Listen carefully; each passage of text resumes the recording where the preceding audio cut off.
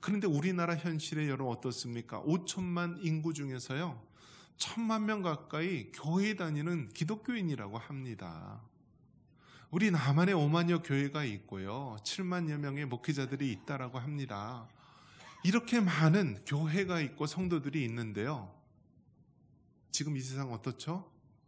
얼마나 부패하고 타락하고 말았습니까? 그것은 무엇을 말하는 것입니까? 세상 사람들은 부패하고 거짓된 것일지 모르지만 교회 내에서조차도 이러한 거짓과 부정부패가 가득하다라는 것입니다. 가득하다.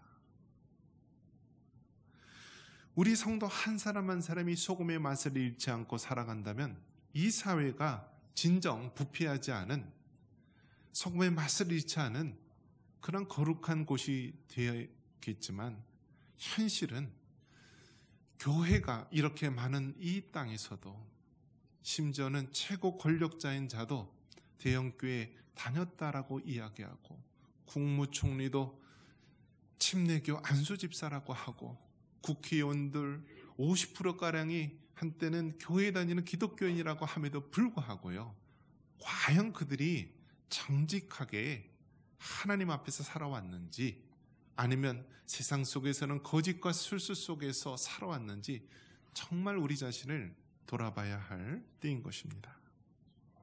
그런 면에서 이 시기는요 위기 시기입니다. 어떤 위기인가요? 그것은 물질이 없는 위기, 기후 위기, 환경 위기, 그런 위기가 아니라 바로 우리의 신앙의 위기입니다. 한번 따라해 볼까요? 신앙의 위기. 신앙의 위기. 여러분, 돈이 없어서 위기가 아니고, 먹을 것이 없어서 위기가 아니고, 바로 하나님을 향한 믿음이 사라진 시대, 신앙의 위기인 것입니다. 그런 면에서 여러분, 우리가 다시 한번 믿는 그리스도인들이 하나님 앞에서, 여호와 하나님 앞에서 정직히 행할 수 있기를 주님의 이름으로 축원합니다. 그런 면에서 신명기는요 언약의 갱신이라고 합니다. 한번 따라해 볼까요? 언약의 갱신. 그러니까 언약은요 약속, 계약, 하나님과 맺은 것을 언약이라고 합니다. 그래서 하나님의 말씀을 우리가 다른 말로 한다면 언약이라고 할 수가 있습니다. 신명기는 모세오경, 창세기, 출애굽기, 레위기, 민수기, 신명기 중에 가장 마지막 책인데요, 이 신명기는 대상이 누구냐? 그 당시 출애굽을 해서 광야에 40년 동안 지내면서 이제 가나안 땅에 들어가기 직전 출애굽한 2세대들, 다음 세대들을 대상으로 주신 말씀입니다. 출애굽한 1세대들은 다 어떻게 되었나요? 다 어떻게 되었어요? 다 광야에서 죽었어요. 오직 여호수아와 갈렙만 이 가나안 땅에 들어가고요, 출애굽 1세대들은 다 죽었습니다. 그들의 불신앙과 끝까지 하나님을 시험하기 때문에 광야에서 다 죽고 맙니다. 그리고 출애굽 2세대들, 다음 세대들이 가나안 땅에 들어가기 직전에 하나님께서 모세를 통하여서 그 다음 세대에게 주시는 말씀입니다. 너희들 명심해라. 너희들 하나님이 주신 이 언약의 말씀, 이 말씀을 다시 한번 마음에 되새겨라 라면서 언약의 갱신, 하나님의 말씀을 다시 확고히 해주는 말씀이 신명기 말씀입니다. 먼저 이 말씀을, 언약의 갱신, 신명기 말씀을 주면서요 주시는 말씀이 무엇이냐? 너희 가운데 어떤 불량배가 있다. 그들은 유혹하는 자고 그들은 위협하는 자이다 라면서 말씀합니다. 13절 같이 한번 읽겠습니다. 13절입니다. 너희 가운데서 어떤 불량배가 일어나서 그 성읍 주민을 유혹하여 이르기를 너희가 알지 못하던 다른 신들을 우리가 가서 섬기자 한다 하거든. 아멘. 여러분, 이 사기꾼들에게 왜 사기를 당하죠? 사기 당할 만하니까 사기를 당하는 거예요. 여러분, 여러분 교통사고 왜 당하죠? 왜 나죠? 교통사고 날만 하니까 나는 거예요. 그게 저절로 재수 없어서 그냥 운이 없어서 그냥 나는 것이 아니라 모든 것은요 그렇게 날 수밖에 없는 환경이에요. 이 사기꾼들, 불량배들이 나타나서 사람들을 미혹하고 협박하고 막 하면서 막 혼선을 줍니다. 그러면 사람이요 그냥 그 사기의 거짓말에 넘어가게 되는 거예요. 우리가 흔히 이야기할 때 이 악한 사람들이 나타날 때마다 왜 그 시대 사람들이 이렇게 미련할까? 왜 저 나라 국민들은 어리석을까? 왜 어떻게 저런 사람을 뽑을 수가 있을까라고 하는데요. 그것이 다 왜 그러냐? 그렇게 될 수밖에 없는 상황이다라는 거예요. 이 신명기 가운데에서도 어떤 불량배, 거짓 선지자들이 나타나서 사람들을 선동하고 미혹합니다. 그러면서 그들 사이에 우상을 심어놓고요.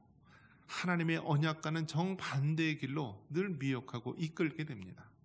그래서 그 미혹에 빠지게 되고요. 또 그들의 달콤한 유혹에 바로 현혹되는 것입니다. 그렇기 때문에 어느 시대든지요. 바로 악한 자가 우리 주변에 일어나서 미혹할 수 있다라는 것입니다. 세계적인 그 역사를 보더라도 많은 불량배 같은 그러한 사람들이 일어납니다. 우리 독일의 히틀러는 2차 세계대전 때 약 6천만 명을 죽이게 됩니다. 그 중에서 600만 명은 바로 유대인들을 바로 학살하는 그러한 일을 범하게 되죠. 히틀러 그 사람은요 선거를 통해서 뽑혀진 사람이에요. 그냥 군사 쿠데타를 일으켜서 정권을 잡은 사람이 아니라 그 국민들이 다 선거를 통하여서 저 사람이 우리를 구할 자이다 하면서 뽑힌 자가 히틀러라는 것입니다. 그런데 어떻습니까? 이 히틀러 한때는 이 화가 지망생이었던 히틀러가요 전 세계에 이렇게 잔혹한 일들을 벌였던 그런 불량배 같은 사람이다라는 거예요. 소련의 스탈린은 어떻습니까? 스탈린은 2천만 명을 숙청 처형했다라고 합니다. 또 중공의 모택동은 어떻습니까?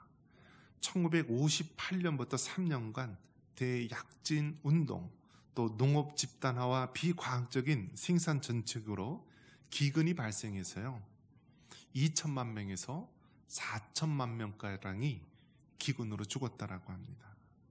그리고 1966년도서부터 10년간 문화 대혁명을 일으키면서 대규모 숙청을 벌이며 사람을 죽였습니다. 또 캄보디아 폴포트라고 하는 사람은요 1970년대 우리에게 킬링필드라고 알려진 그 사건이 일어납니다. 그 사람은 공산주의 혁명가인데요 4년 만에 전체 인구의 25%를 죽입니다. 몇 프로를 죽여요? 4명 중에 1명 25%를 4년 만에 죽였어요.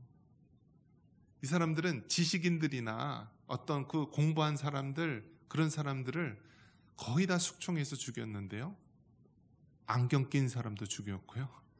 악수를 해서 손에 굳은 살이 없으면 노동자나 농민이 아니기 때문에 죽였고요. 이빠른 소리 하면 다 죽였고요.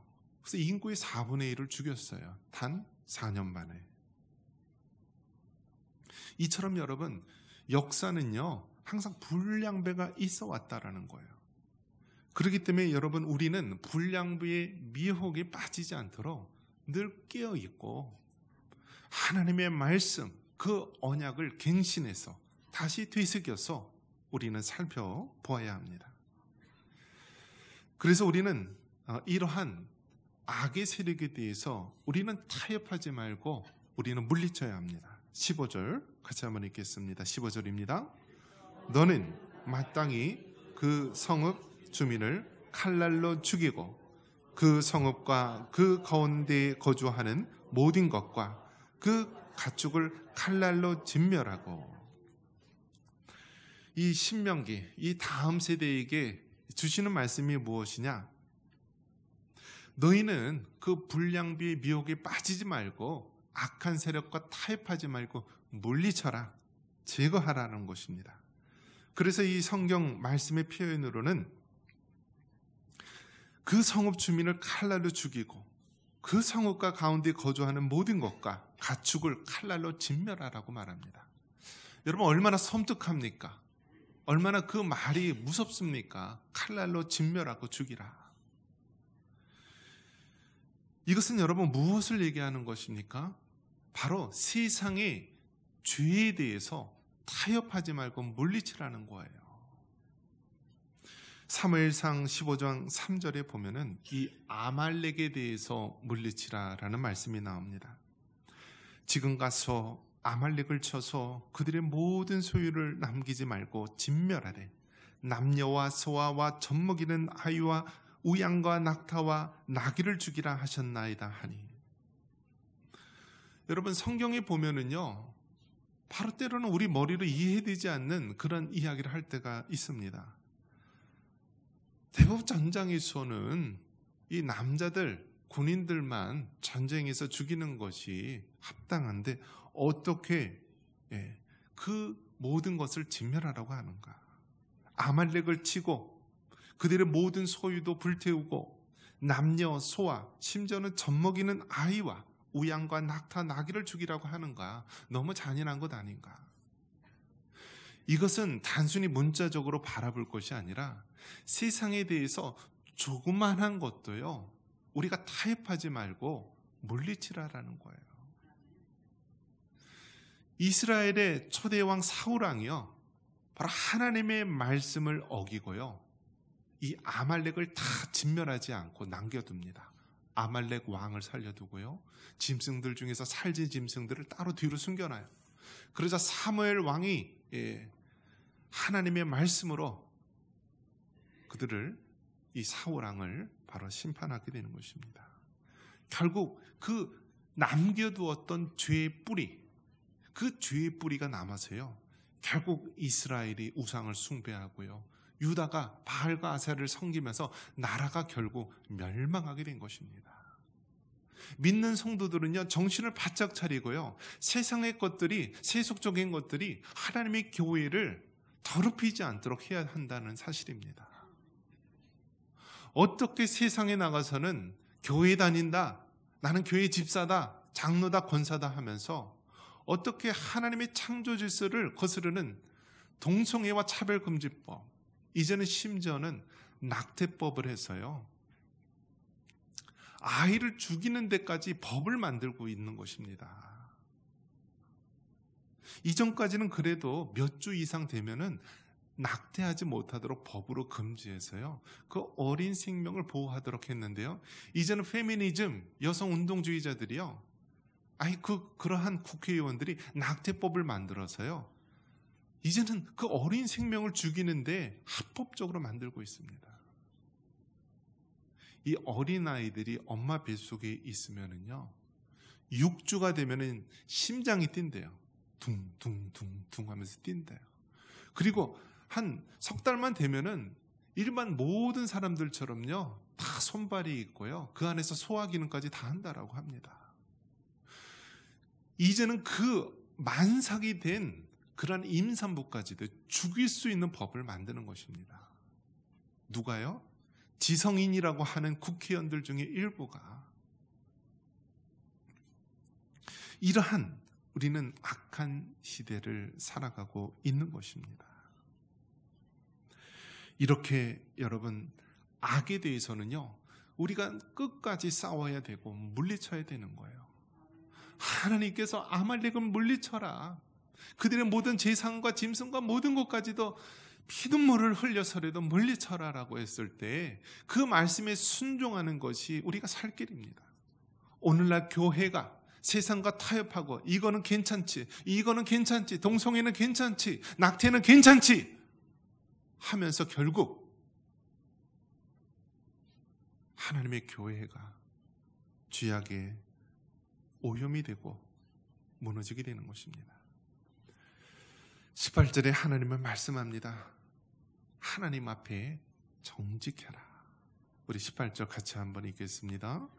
네가 만일 내 하나님 여호와의 말씀을 듣고 오늘 내가 네게 명하는 그 모든 명령을 지켜 내 하나님 여호와의 목전에서 정직하게 행하면 이같이 되리라.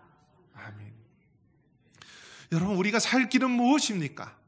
정말 이 나라가 위기에서 구원받을 수 있는 그 길은 무엇입니까? 그것은 하나님의 말씀대로 언약을 갱신하고 정직히 행하는 길인 줄 믿습니다. 거짓을 버리시기 바랍니다.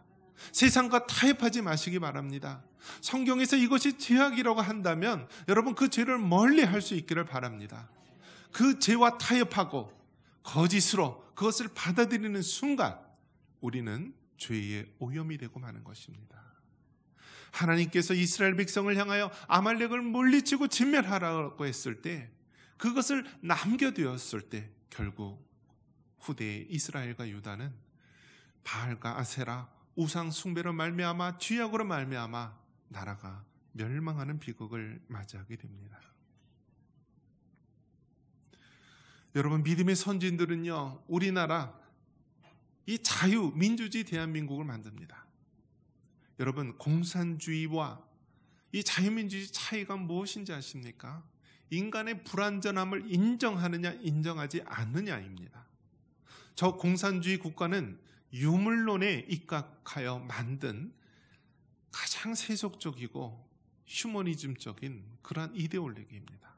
사람의 힘으로 모든 것을 할 수 있다, 신은 없고 영혼도 없다라고 주장하면서 만든 것이 공산주의 나라입니다.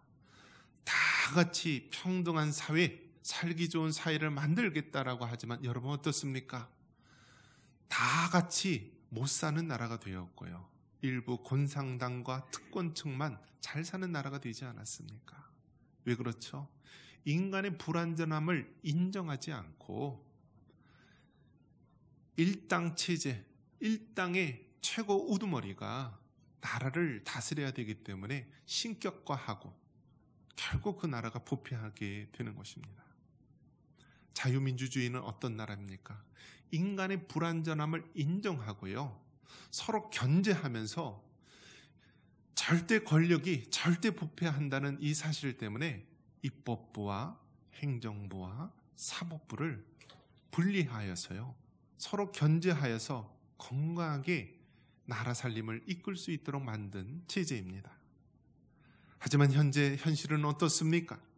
지금 일부 선출직 그러한 권력자들이요, 나라 행정부를 다 장악하고요, 세금을 통하여서 정말 국민들에게 퍼주기를 하면서요, 이제 다음 세대들은 빚더미에 앉게 되었고요, 이 젊은 세대들이 정말 좋은 직장이 없으니까 캄보디아나 저런 외국에 그러한 미혹에 빠집니다.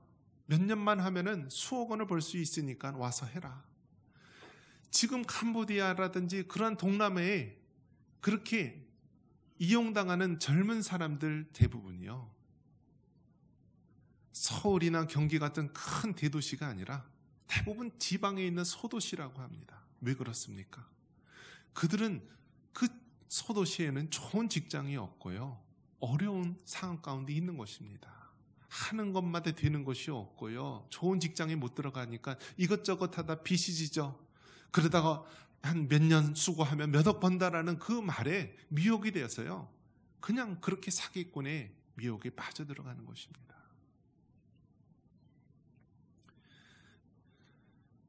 사법부는 어떻습니까? 법과 양심에 의해서 판결을 내려야 되는데요, 약자들에게는 즉시 판결을 내리고요, 강하게 모든 판결을 하지만 강자들에게는 눈치 보면서요, 자기 때에는 그 판결을 내리지 않고 미루고 사표를 내고 도피하고 변호사 사무실을 차리고 온갖 유전무죄, 무전유죄와 같은 그런 세상 말이 돌 정도로 이 사회의 공의가 사라지고 있지는 않습니까? 여러분, 성경은 말합니다.